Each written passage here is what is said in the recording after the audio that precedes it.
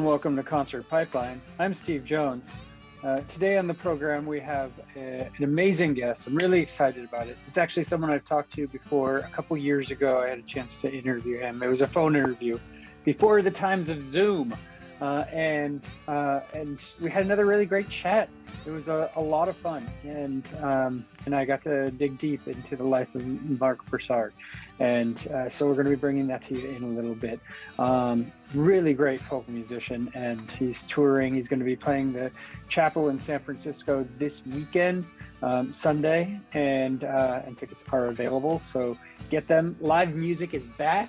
Marc is on tour, and he's bringing the shows across the U.S. really right now. So really exciting times, and especially live music in the Bay Area. What's going on in the world, or at least my world, before we get to Marc? Let me bring up a couple of things here. First off, SF Sketchfest lineup was announced. It's a really exciting event that comes about every year, usually in January. Last year was canceled. It was actually virtual because of COVID. They did a whole virtual live stream thing. But this year they're back and excited for their 20th annual SF Sketchfest. So it's a big milestone event for the festival. I've gotten to attend a couple of events in the past. I actually went to Weird Al celebration with Weird Al was there. Chris Hardwick hosted. Garfunkel and Oates performed a song as well. It was a lot of fun. And there's a great lineup for the 20th anniversary, and I'm hoping to be able to cover it. Don't know 100% for sure what we'll be able to bring, but I will at the very least bring a story. So let me tell you a little bit about who's performing at SF Sketchfest before we move forward. So there's a ton of tributes. There's a ton of live stand-up. There's live podcasts.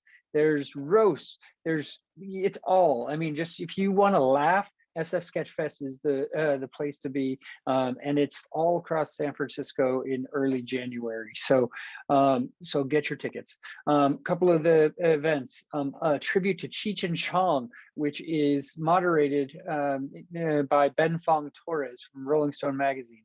Ben Fong Torres, really freaking awesome. I had him on the 200th episode of Concert Pipeline a couple years back. I got to go to his house and interview him, which was an honor for me, with Almost Famous being my favorite movie and him being portrayed in that movie.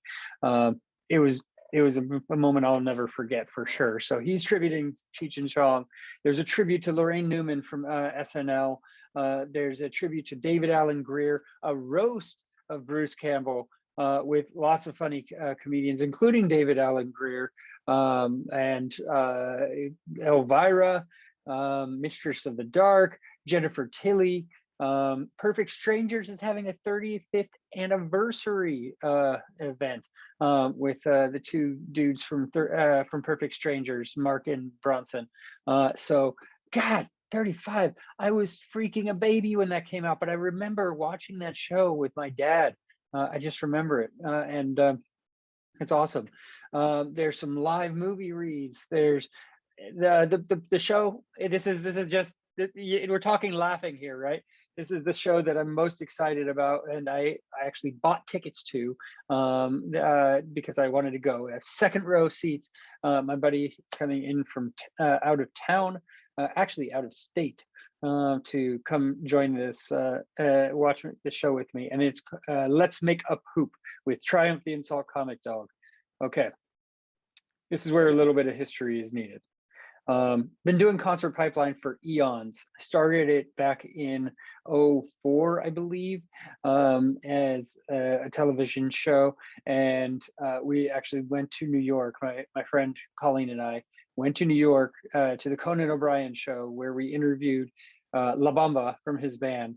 And I was a super big Conan fan, but also a big fan of Triumph the Insult Comic Dog, and subsequently Robert Smigel, who's the puppet master and comedian behind Triumph.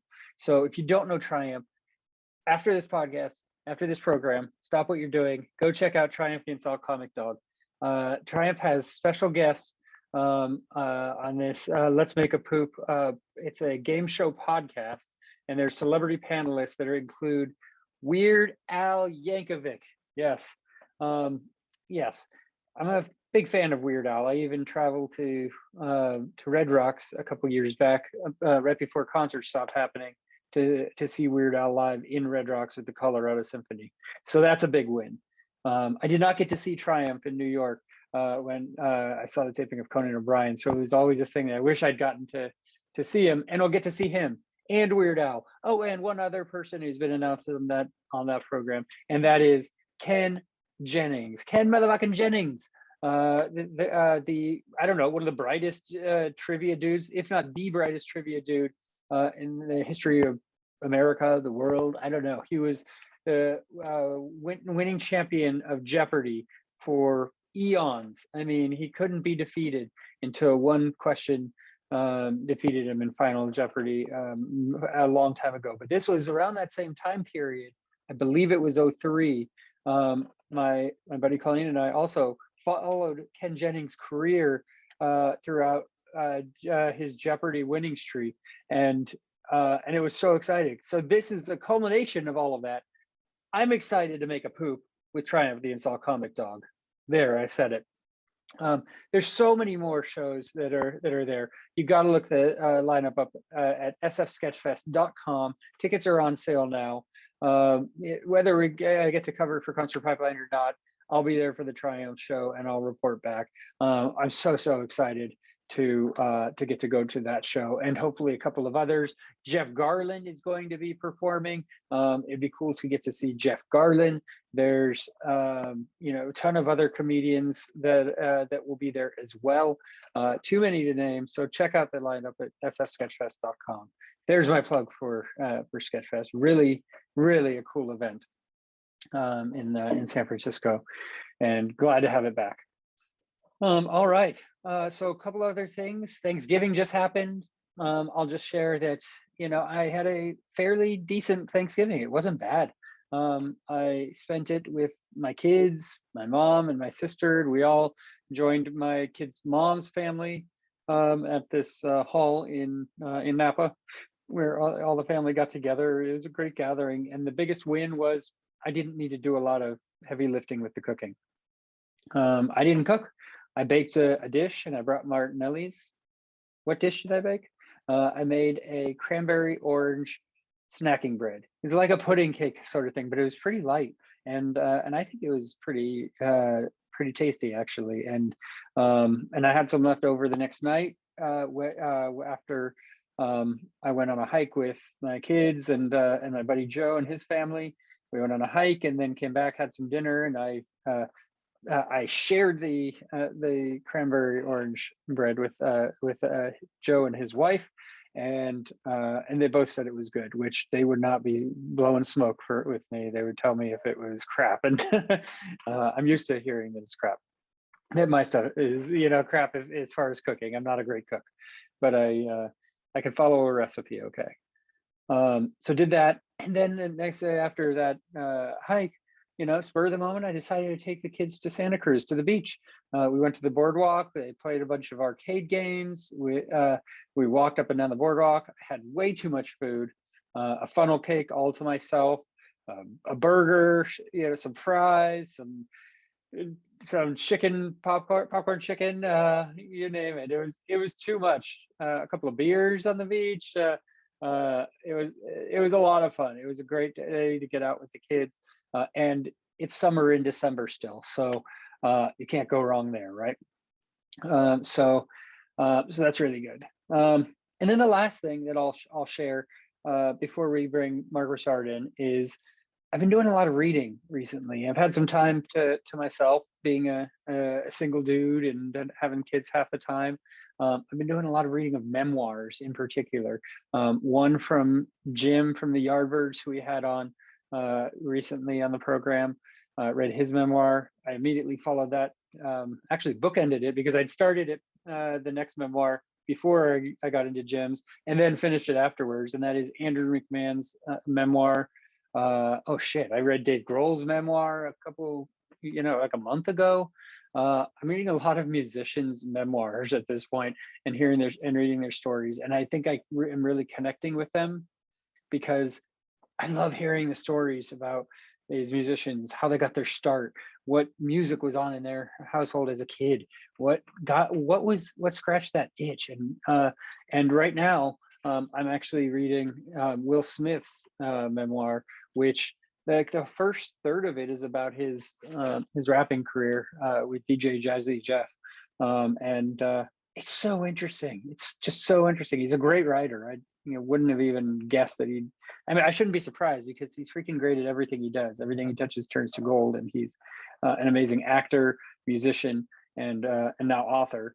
And it's a really great story, so I would recommend it. But also, Andrew McMahon's book, Three Pianos, which I learned so much about that guy. I've spent a cumulative several hours over the past 20 years with Andrew McMahon in different interviews and talks, but really I know nothing. I felt like I knew nothing about him, even though he's my favorite musician. So coming out of that story, his memoir was really, really freaking enlightening. Yeah, so go read some music memoirs. That's my story.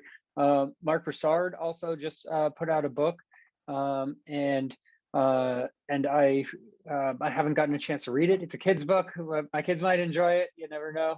So we'll talk a little bit about that. But let's go ahead and let's bring in Marc Broussard and have a good chat with him. There we go. I like it. Yeah. Nice to talk to you. I appreciate you taking the time. Yeah, man. Thanks so much. Yeah, of course. So you're on the road out west. You're doing some shows out here. I know you're in the Bay Area. I'm in Napa. I know in the Bay Area you're going to be playing San Francisco at the Chapel, right? I believe so. Yes. Yes. So what does it feel like to be back on the road, to be playing shows? I mean, it's been a crazy time. Like, what's this been like for you? Man, it's honestly been a joy. I was a little worried because I was so out of practice vocally that I wouldn't be able to sustain the old touring traditions of playing 4 and 5 nights a week. But we did a run up the East Coast, and the old pipes held up nicely. How did you maintain those pipes the past couple of years? When everything was different than you've known, because I'm sure you've been playing shows nonstop for years. It's the longest time you've been without playing music live, right? Yeah, this is definitely the longest in 20 years of doing this. I didn't play a single show for at least a year or more. And it was actually probably more like a year and a half. And then they just started kind of trickling in, they weren't trickling in. They weren't really consistent. But I did do quite a bit of recording at home, writing at home, and some digital concerts as well. So overall, I wasn't totally out of practice, but it was definitely something to be concerned about when I got back on the road. Luckily, a few years ago, I got really bad off on the road. I think we were doing a run of 6 shows in a row, and my voice was shredded. So I called my buddy JJ Gray up and asked him for help, and he put me in touch with this guy, Mark Baxter. It's the best $150 I've ever spent. So he gave me a couple of exercises that have really changed my life in a major way. What is that? Tell me, break it down. They're just a couple of exercises. It's a vocal fry into a note and then into an octave above and back down. And then there's some stuff. It's not fun to do, and it's not very good sounding, so I won't do it here. But needless to say, those 2 exercises have changed my life dramatically. Because everything I did before that was all choir stuff that I had learned in grade school and high school choir, and they're not exactly adequate warm-ups for a rock and roll singer. So that's what I found out that day. It's there if you need it, though, right? So yeah. So and before COVID hit, you were lined up to get in with the band, to go start writing new songs with the group, right? Like, I mean, like, how long did you wait before you started? You decided, okay, I'm gonna have to start doing this solo, and Man, it was about a week after we got off the road, sometime in middle of March, and we decided, all right, since we got some time down, let's go make an album. And we were gonna go into the studio and write some, And I was under the impression, let's see, one of the guys started feeling ill like a couple of days before we were supposed to go in to write. And so we postponed it for 2 weeks, but I was under the impression that we were only postponing for a week. Yeah. And so when that second week came, I was ready to go. I was just ready to go. The juices were flowing. The old muse had made a stop, and she was, tickling the old ivories for me in my dome.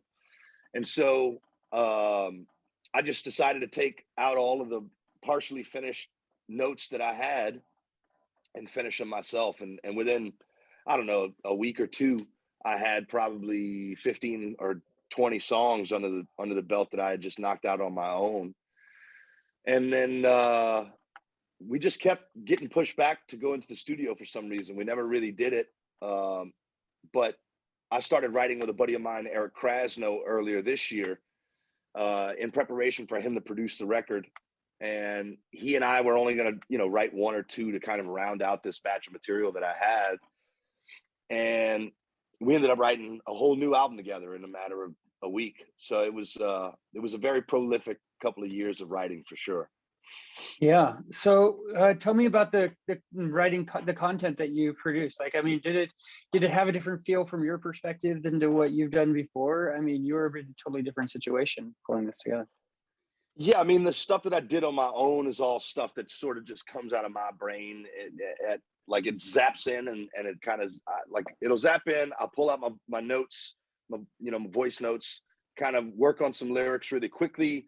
And usually I'll get, a few lines of a verse or maybe a few lines of a chorus, but I have a general idea of what the form is going to be. And with those songs, they span the gamut. They're all over the place. I'm sort of at the mercy of the muse, like I said. So it's very in line with the sort of wide breadth that my albums have. The stuff with Krasno is definitely much more directed, much more soul influenced, real funky, but quite different from the stuff that I've done in the past as well. Even the soul stuff. It's just, the way we wrote was he would send me an instrumental track. He would produce a full track, really, really great sounding track. And then I had free reign to write all the lyrics, and that's exactly how we rolled. So those songs are a little different than what you might have heard from me priorly. Yeah. So the newest album is the Lullaby Collection III, and one thing I mean that I want to hit on a little bit, is how much you give back and how much you continue to give back in different ways. Half of the proceeds from the album go to City of Refuge. So tell me about City of Refuge and kind of how you determined, that kind of outlet for this album. So actually, the Lullaby album, 50% of the proceeds go to a St. Jude affiliate hospital that recently opened in Baton Rouge. It's called Our Lady of the Lakes. SOS2, the SOS album that we released prior to SOS3, that is a project that benefits City of Refuge. And basically, we sort of pick a theme for each of these albums. What are we gonna, what kind of charity work are we looking to support? And then we go through a pretty exhaustive search of trying to identify organizations that are doing work on the ground in the best and most comprehensive ways. So for SOS2, the focus was on homelessness, and City of Refuge just had the most comprehensive homeless program that I've ever seen. They boast 98% success rates with getting women and children off the streets permanently through a very, very comprehensive approach, education, job placement for life, the whole ball of wax. And for SOS3, the Lullaby Collection, we obviously wanted to focus on children's needs. And so there happened to be a brand new St. Jude affiliate hospital that had opened up right up the road from me in Baton Rouge, Louisiana. And, it was a no-brainer. We wanted to support the cause. Yeah. Tell me about the Momentary Setback Fund.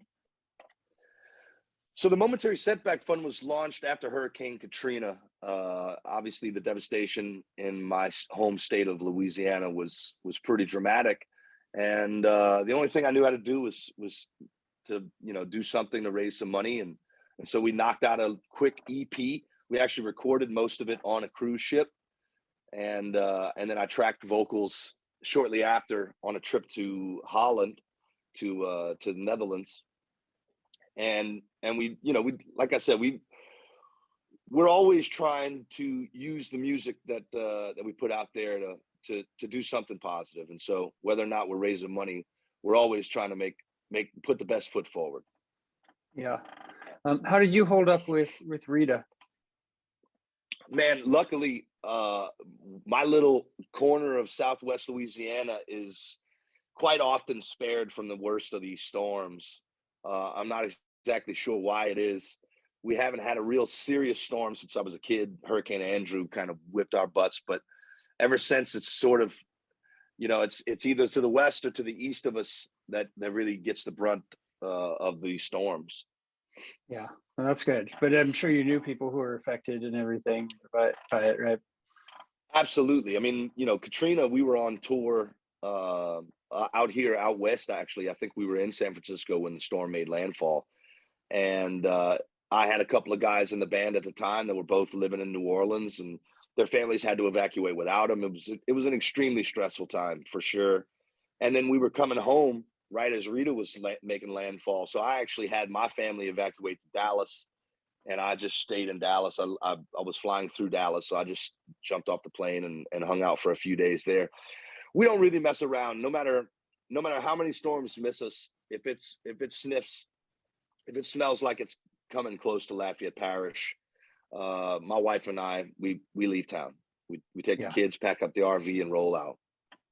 Yeah, there's not a lot of places that are safe anymore, Mark. I mean, I tell you, like, even here in Napa, like 2017, we had fires here, and it was like right behind my house, and I thought my house was gone for sure. I mean, really, and I didn't know for a few days if it was still there. And luckily it was, but houses burned down, behind my house, and I mean, in each year it's like they have the power shutoffs now, and there's fires in the area. It's crazy. So you think you're safe out here, and you're not. It's no, and the interior is not much better. I mean, we just drove 36 hours or something in the last 3 days, and the winds coming across Oklahoma and most of Colorado were pretty treacherous. I would much rather live in a hurricane zone than a tornado zone. That's for sure. Yeah. Do you do a lot of the driving yourself, or do you guys switch off? What is that? Yeah, it's just my wife and I. Actually, my wife joined me on this tour, and so we left home a few days ago, and she's actually carried most of the load on this trip. She's enjoyed every minute behind the wheel, so I'm not in a rush to take over the job. Yeah, you're okay being in the passenger seat. That's cool. No doubt, no doubt. Speaking of your wife, I mean, you married her on stage on the rock boat, right? Like, what was that like for you? Tell me about that experience. So I was actually just a special guest. We weren't even performing on the rock boat that year, and it was time. I mean, I had been with her for, I think, 7 or 8 years by that point, and we already had 2 kids. I was dragging feet for long enough. It was time to get hitched. So we decided to elope on the rock boat. Bought a suit the night before. I was handing out invitations standing outside of the chapel. Yeah. And Better Than Ezra's walking by, and I'm like, "Hey guys, you want to come to my wedding?" And the Sister Hazel guys were there. David Ryan Harris sang while my wife walked down the aisle. It was as cool as it could possibly be under the circumstances, for sure. Yeah, that's awesome. I love that you already had 2 kids. You're like, okay, one, maybe, I'm not sure yet, but then you get to the second, and you're like, okay, yeah, I guess I'll commit. Well, she was actually pregnant for number 3 when we got hitched. Really? Oh, that's awesome. Yeah. Is your oldest 18 now? Is that? He just made 19. Wow. Okay. Gavin is 19 years old now, man. It's a pretty wild time. And does he or any of your other kids have aspirations musically? Do they follow in your footsteps? I know your dad obviously plays music with you. Yeah, Gavin, my oldest, is a guitar player. He's in a sort of I think they call it punk pop or pop punk. I'm not exactly sure. Yeah. And they're he's doing his thing. He's living at the band house, at the Ball House, and having a ball. I think they're making some waves. I know that they were throwing parties nonstop during COVID with like 300 and 400 teenagers showing up. It was nuts. So I was like, yeah, you can't come back to the house when you're doing that stuff, bro. You guys, yeah, you got to stay out there. Yeah. What's the name of his band? It's called Losers Weepers. Ah, okay. Yeah. I have to check them out. Check them out. I like it. And so you also, during this kind of weird time, entered a new foray. You became an author and wrote your first book, I Love You for You, a children's book where you partnered with Rebecca Phillips. Tell me about the process, how it came about. So Rebecca and I have known each other for years. Her husband, Kurt Zinzian, and I had done some work together. He's a film producer, and he and I had done some shoots together. And when I found out she was an illustrator, I was immediately intrigued and said that we should do a project together. That, was years and years and years ago. And then finally, the last time we were together, it was just the right time. And I had this SOS foundation that we were going to be raising money through these album projects. So it just seemed like an opportunity that I couldn't pass up. And so we were all together, and I said, Rebecca, let's do it. Let's finally do it. As soon as I get home, I'm going to call you and we're going to work on a book together. And on the flight home, on the leg between DC and Atlanta, I got inspired and wrote the whole book, sent her the copy, and she loved it and started illustrating right away. Did you have the idea already? Was it something that you're like, I have this in my mind, I want to do it, but I just need to put it on paper? Yeah, I definitely had an idea of where I wanted to go with the story. It really it's inspired by my relationship with a young lady from South Louisiana who has cerebral palsy. And through the course of understanding that condition, I realized that I probably was in school with several kids that had cerebral palsy. And had I known better what the condition actually was, I probably would have been friends with those kids. At least I'd have made overtures to become friends with them. And so I wanted to educate the young ones about these various conditions that may make us slightly different, but nonetheless, we can all be friends, right? And so that's the inspiration behind the book, is just to educate the young ones that there's all kinds of folks out there that might look a little different and might walk a little different. They might roll a little different, but at the end of the day, we should be loving as many people as we can. And Rebecca got the vision you were going for pretty well with her. Yeah. Oh yeah, absolutely. She was all in from jump. Oh, that's awesome. Well, congratulations on the book. Thank you. Yeah. So tell me a little bit about we're going to go way back, but tell me a little bit about the Boogie Kings and your experience there, what you took away from that kind of helped you jump off into your own career. Man, it was such a brief period, and I was so young. Let me think about this. I was like 8 years old when my dad joined that band, and I was 11 when he left the band. Boogie Kings is sort of a revolving door of musicians that the band has been together since the 50s, but they obviously just have a new crop of guys that don the white tails and the black tees, and they did top 40 kind of old top 40 dance hall kind of stuff. Otis Redding and Sam and Dave and lots of what they call blue-eyed soul classics. They only call them blue-eyed souls because white men were singing black music. But I was given a great opportunity to sit in as often as I wanted to, basically. And so I would go with my dad. I'd carry his guitar and his amp like a roadie, and I'd just kind of hang side stage until it was my time to shine. And then Dad would come down and say, "Hey, all right, you're up next. Get ready." And I would get up and sing my little heart out. The cool thing was that my dad was able to sort of point out some of the characters that had real opportunity that they had squandered, which is eye-opening for sure. You know what I mean? I'd be standing there looking at this guy singing and say, "My God, Dad, he's an incredible singer." And my dad would tell me a story about how that guy had maybe squandered an opportunity by kicking his feet up on somebody's desk. You know, just simple little things like that, or you know, my dad would whisper things about alcoholism and drug abuse as well that definitely had a lasting impression on me. Not that I took all of his advice, you know, to stay totally away from that stuff, but nonetheless, it definitely gave me perspective that I think was really healthy. Yeah, you like to make some cocktails. I understand, right? So No doubt about it, brother.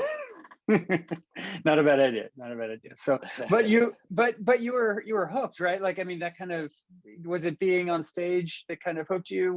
What part kind of made you say, okay, I want to do this for my life? I honestly didn't believe that it was possible. My only frame of reference was these guys that had day jobs and played on weekends.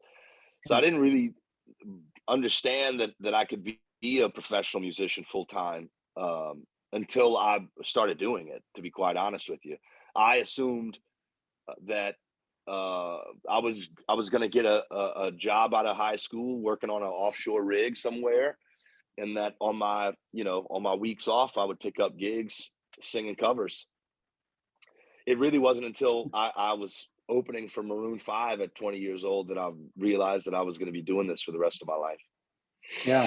And I'm sure you had to take your kids around on tour. Like, was that always like natural? Was it, I mean, what was it like for them being brought up in that environment? We really haven't toured as a family much. They've only, you know, I would like fly my wife and one of the kids out for a few days on tour, but it was always a dream to have the family on tour. We just never really achieved the kind of success that would require, you know, that we needed to be able to do that kind of thing, to be able to afford it. It's touring in a bus is very, very expensive, and then driving myself is also not super conducive. So, especially out here in the West, I mean, we got some of these drives like between Seattle and Grass Valley is Yeah. a hell of a hike. So doing that with the family in tow would be a little difficult. So, in truth, man, you know, my wife is out here with me right now. This is the first time that we've ever really done anything like this, where she jumps out with me for the entire tour, and it's very different than the way I'd originally imagined it, but it's still a dream come true for me to have my wife with me, to be able to play a show and then come back and lay down in a bed next to my wife is always been the dream, and I'm here. So I got nothing to complain about, man. What a cool bonding experience too, right? I mean, like, not many people Absolutely. can say they have that ability to, have that connection and take it in that capacity. I mean, what a cool thing. Well, especially after the last 2 years, you know, I mean, that was the test of a lot of relationships, I think. And for me and Sonia, we definitely got a lot closer.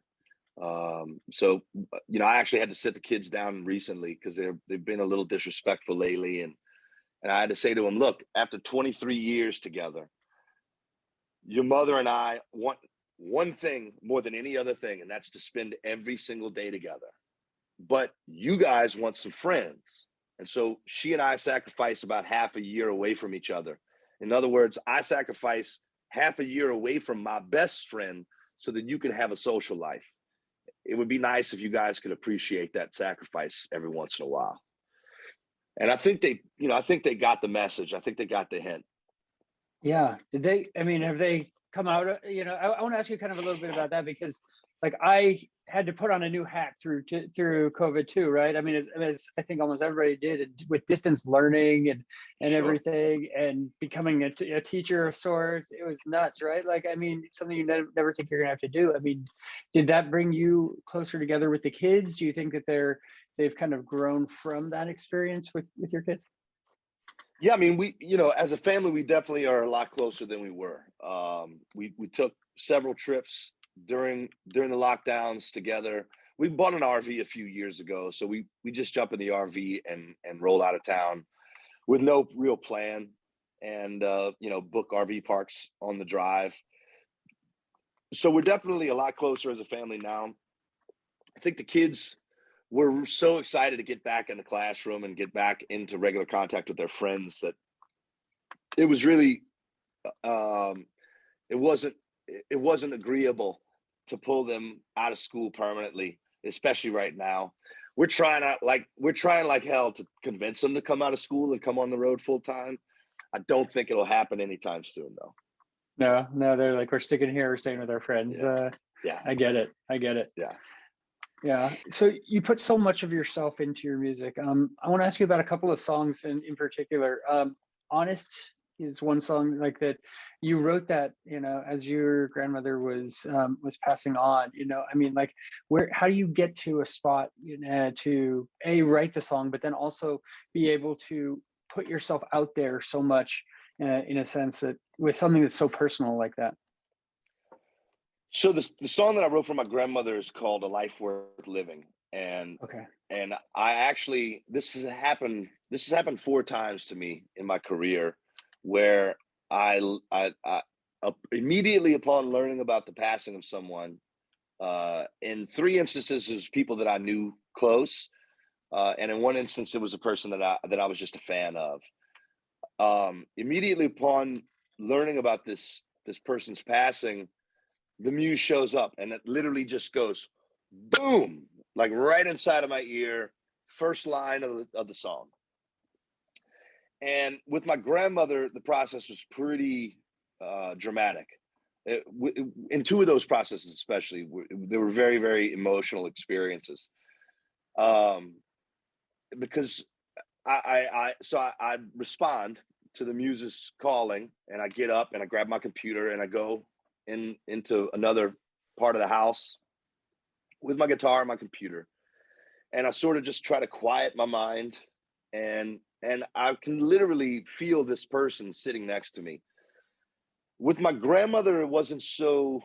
She was just sort of there, kind of comforting me. Her presence was just there, just saying, "Oh, you're doing great, boo. You're doing great." But ubiquitously across the board on all 4 of these processes, these entities are telling me that they can't stay very long. We got to go. We got to finish this process now. And so it's sort of a battle between receiving this line and typing it before you emotionally react to it. So it's like, receive the line, type it out before you even, can really understand what's going on, and then reading the line and just being overwhelmed by the emotion, and having to take another break.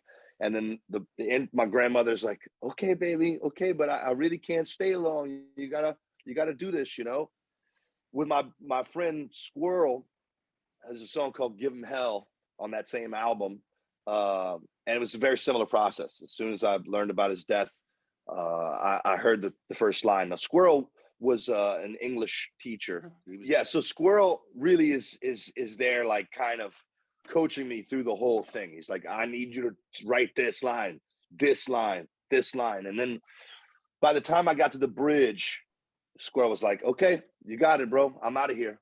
And he sort of just handed me the prize, you know what I mean? But again, a tremendously emotional experience. I don't know that I can recall any more emotional experiences in my life than writing those songs. And then the challenge becomes getting familiar enough with the song so that you can actually perform it in front of people.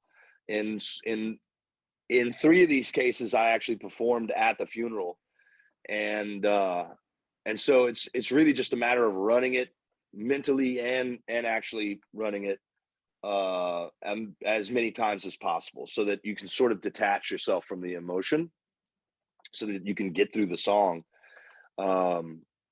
And from what I understand, Squirrel's widow still listens to that song every day. Yeah. This is now like 8 years later, almost 10 years later, maybe. So yeah, I mean, it's my family also with the song about my grandmother. Often I'll get texts from my cousins, in gratitude for writing that song, but I can't take any credit. Those songs came to me in a major way. Yeah. I mean, what an incredible thing to be able to give back. Also, I mean, talk about the ways you give back. That's something will last with those people forever, right? Yeah. So No I mean, doubt. that's huge. Did you you recorded a song with Huey Lewis, These Yeah. Arms of Mine? Tell me about that. Yeah. Did you know him? Like what was that like? Yeah, we opened for Huey on a number of occasions. We did a tour with them as well. And I think he was a fan prior to us opening, and I know that he was a fan after. And so when I reached out for SOS 2, they jumped at it. He said sight unseen, yeah, I'm in, let's do it. And it was such an honor because I've been listening to that guy's music my whole life. You know what I mean? Yeah. It was really wild to be able to make that call and to get a yes. It's sort of not only confirmation that I was, you know, at least respected by some of my peers, but also just, I mean, how cool is that? I got Huey Lewis on my freaking album. It's pretty awesome, dude. It's pretty badass. Yeah. No Did you doubt. guys get in the same room and hash it out, or did you go just pick No, up yeah. no. I mean, so with the charity projects, the biggest, the overarching goal is to reduce production cost as close to $0 as possible, so that we don't have to, you know, so that we don't have to recoup the monies that we put in, so that we can sort of on day one of sales start redirecting 50% of those dollars. And so yeah, I wasn't going to fly him down from Bay Area, and I wasn't going to fly up there. That was just more expenses attached to that album. I think we record those albums for under $10,000, which is enough for me to just say, all right, let's go, starting on day one. Yeah, that's cool. So something that really drew me, I think I saw this in a couple of interviews that you did, but you said that you would, if you could, re-record every record, you know, but you wouldn't be fully satisfied. Would you call yourself a perfectionist, or is it just that when you go back and like listen to those albums, that you've grown so much that you have so much knowledge now versus you know, when you had made those albums? What is that for you? Yeah, I think that's exactly what it is. It's that if history is an indication that I wouldn't be satisfied 20 years from now. So ultimately, it's just a statement of the idea that I'm hopefully constantly progressing. That's really the goal, is to constantly progress and get better. And so, yeah, I mean, I essentially, I know that even if I were able to re-record all of that stuff, that at some point down the road, I would probably become slightly disillusioned as well. Yeah. Okay, so you played here in a couple of years back in Napa. You did Yountville Live. Yeah. What was that experience like for you? I'm trying to remember, because I don't remember if I got to see you. I've covered that festival a lot, but for some reason I'm not remembering your performance offhand. But what was that experience in the Valley like for you? Oh man, Yountville Live is easily the nicest festival that I've ever seen in my life. I got to meet a real hero contemporary of mine, Foy Vance. He and I have maintained a friendly rapport since then. I got to bring my dad and mom to Napa, which my mom subsequently called me her favorite son, which I took the mantle from my middle brother, because my middle brother's been the freaking favorite my whole freaking life. Suck it, Ben. Suck it, Ben. And then I got to take my wife out there as well. She had never been to Napa. All in all, man, it was surreal. I mean, it's just such a dream of an experience. We got to stay at the Ragushi Winery. My folks were at the Mondavi Winery across the street. I mean, yeah, that's about as nice as you can get outside the Ritz-Carlton. Yeah, it's pretty great. And you know, I've been in Napa a long time, and I actually I got to record Margaret Mondavi before she passed. You know, she was drawing on a wine bottle, you know, in her office. It was wow. It was a pretty cool moment to get to do that. I got to do I performed at the Mondavi Winery many years ago. And my date for the dinner, it was like a dinner and a show, and my date for the dinner was Margaret. She was such a doll. I love her. I mean, I Yeah. absolutely loved her so much. My favorite memory is she walked into the dressing room to meet me before the show, and there was some I think it was like a Cabernet Reserve that we had in the dressing room. And when she saw it, she said, "Ooh, I want that." And she had a glass of white wine. And so my tour manager went to go get her a fresh glass, and she just dumps her white wine in a potted plant and hands him the same glass. And I said, all right, if Margaret Mondavi don't need a new glass for her switch from white to red, then I'll never do it. No, you don't need to. It's good enough for her, right? So hell yeah. That's awesome. Shortly after that, you played shows in Russia. What was that experience like? What was Russia like? That was a trip. It was a very, very interesting trip. They flew us first class all the way there. Wow. We actually did. I told my managers years ago that I would never take money from human rights abusers, knowingly take money from human rights abusers.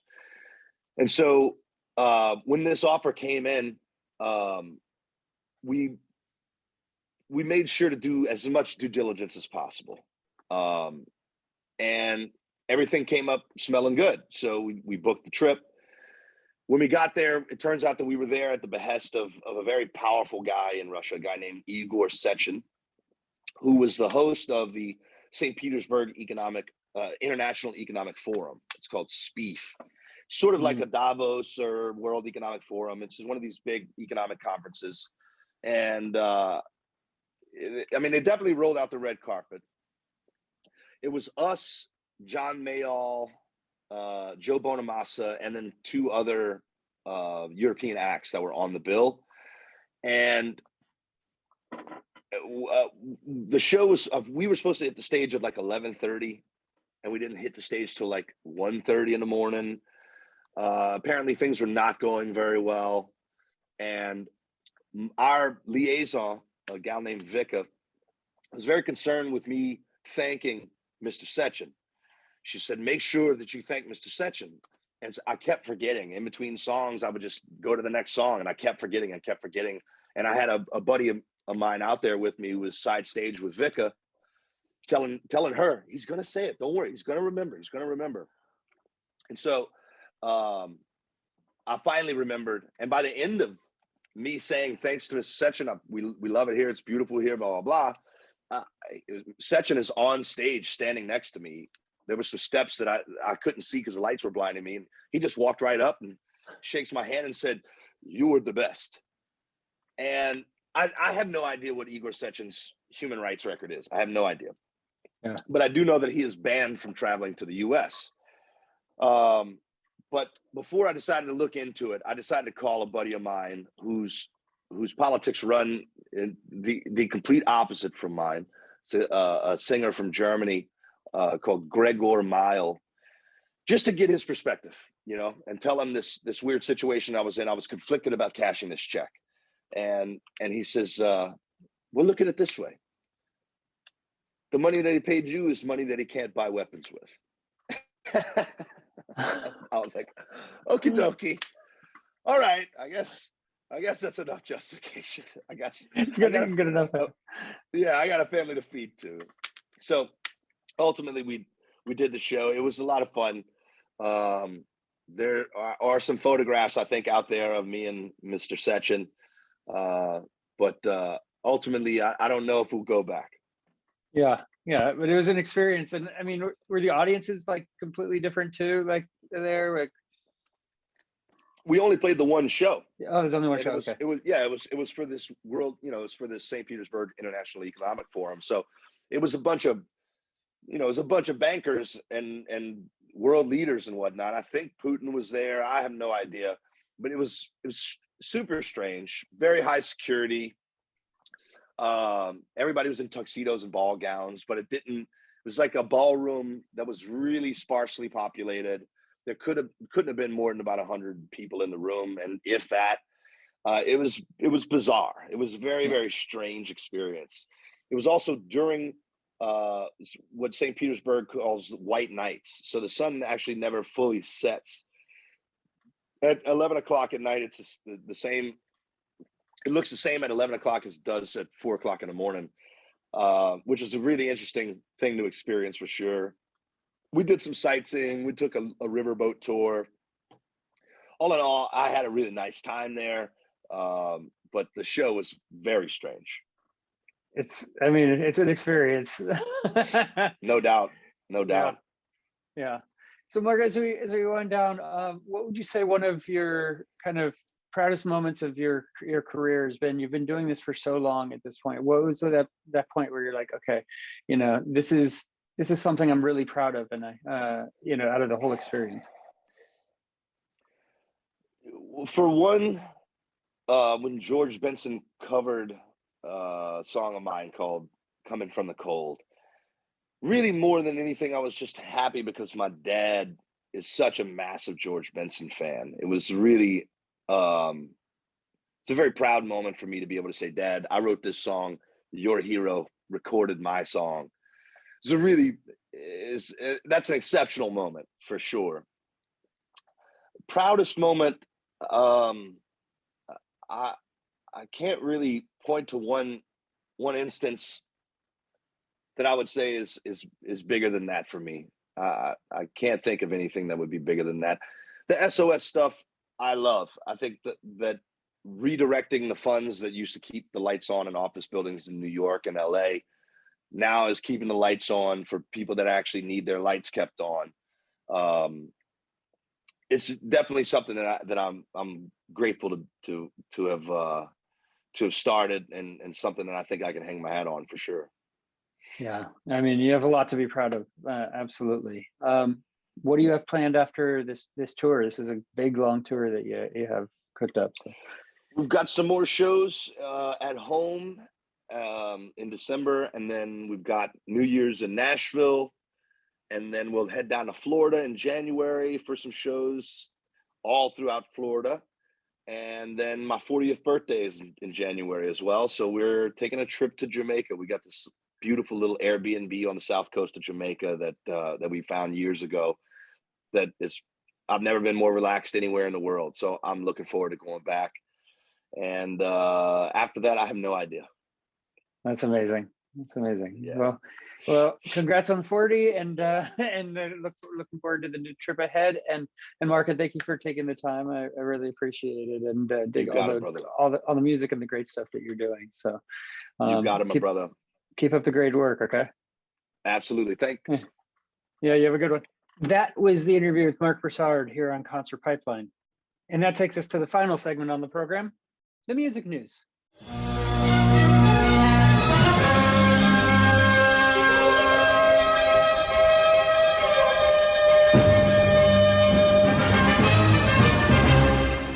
All right, I have just a couple of stories to wind out the program with today. What's going on in the music news, and there are a couple of interesting ones. I'm going to start out with Neil Young. He's getting up there in age a little bit, but he announced the release of 1987 demos that he doesn't remember recording, which, you know, it's hard to blame him. That was so long ago. And he's recorded so much music. He's had such an expansive career. So who can blame him for not remembering something that happened, you know, what, 30 something years ago at this point? It's hard to really blame him, right? Research is underway to completely verify the recording history of the collection titled Summer Songs. So in a blog post on Neil Young Archives last Saturday, the folk rock icon explained the origin of Summer Songs to the best of his recollection.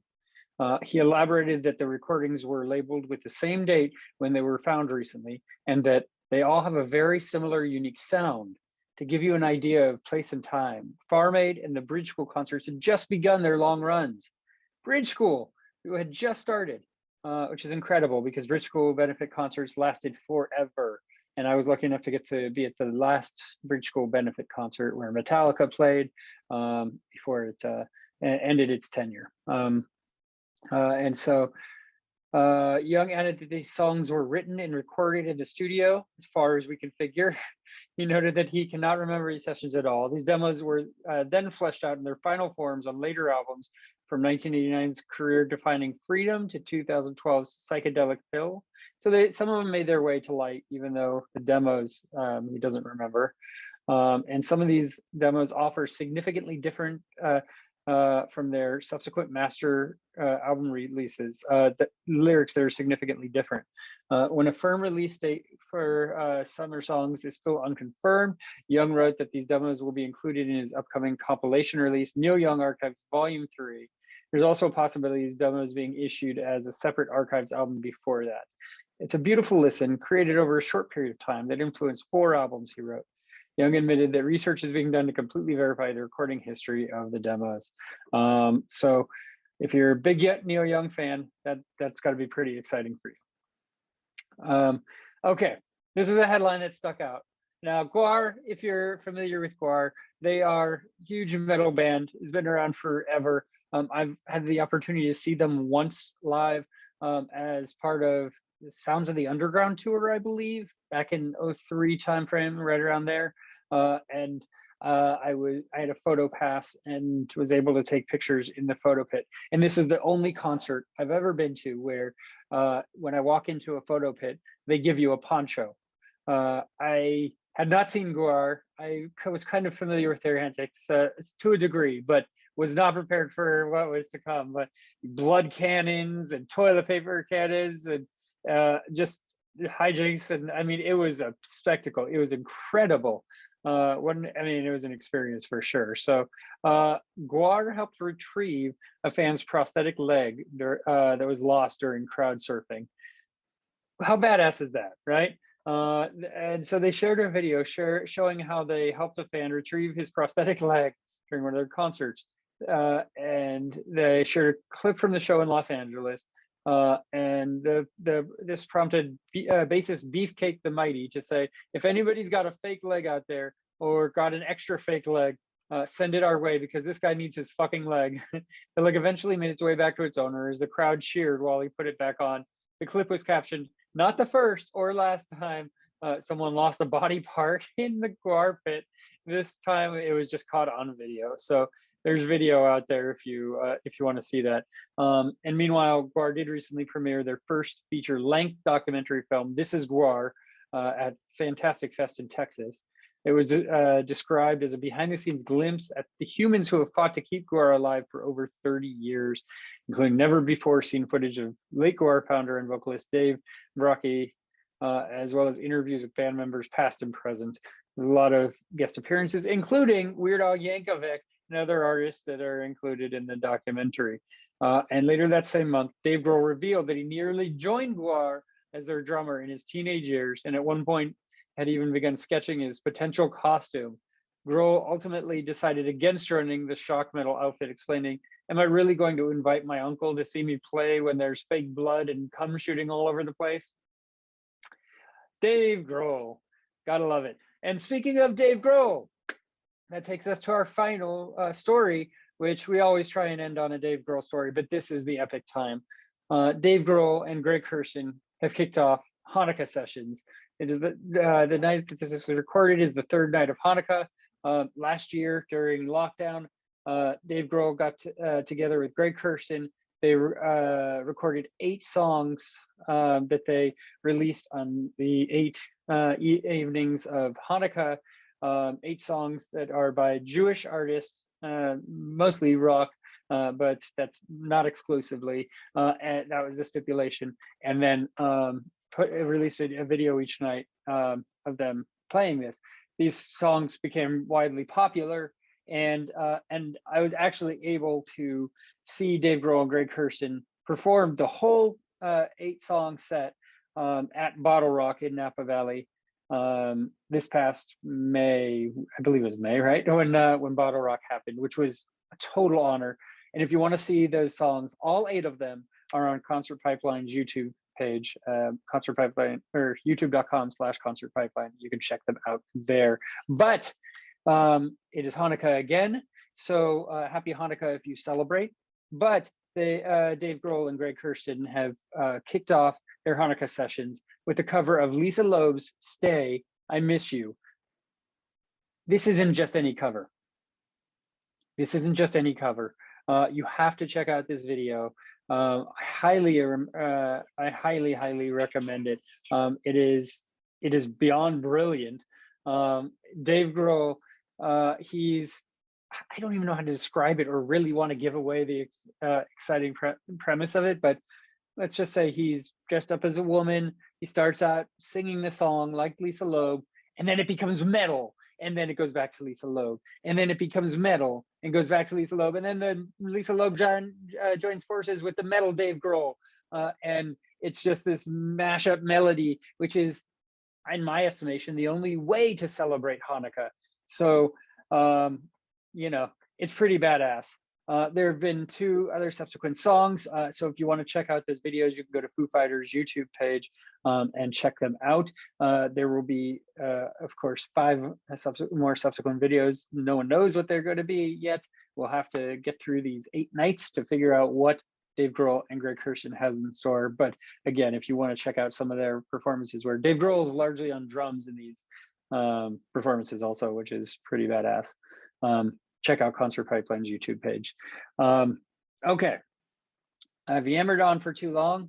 That's my time. I'm going to wrap it up here and say thank you for checking out Concert Pipeline.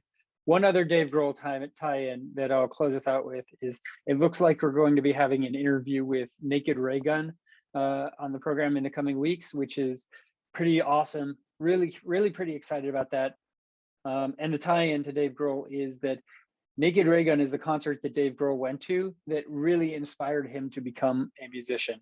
He went with his cousin Tracy to this concert and saw them perform live, and he writes about it in his memoir. And you can read about that. But The Storyteller is Dave Grohl's memoir.